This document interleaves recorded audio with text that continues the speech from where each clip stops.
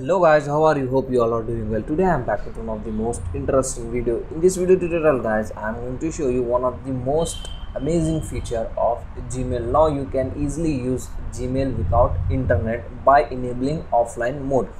So first of all, you need to log in your Google account. After this guys, open Gmail and here you can get settings gear icon. Just click on it. From here you need to open see all settings. Just click on it. Okay, and here guys you can get offline tab. Just click and open it, and just you need to enable this option, enable offline mail. Just check this box and scroll down. Here you can get the save changes option. Just click on it. That's it.